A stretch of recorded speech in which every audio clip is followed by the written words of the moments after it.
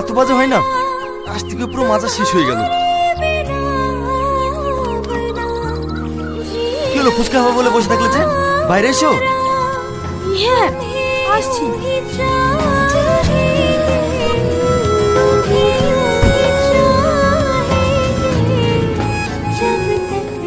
ভাই কটা হলো? 10টা। আর দেবো? না। কত টাকা হলো ভাই? 15 টাকা।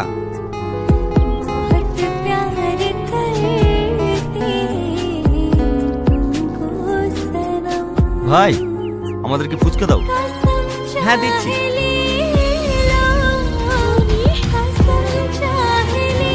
এখানে 3 বছর ধরে তোমাকে পাগলের মতো খুঁজে বেড়াচ্ছি, তোমার কি আমার কথা একটুও মনে পড়েনি?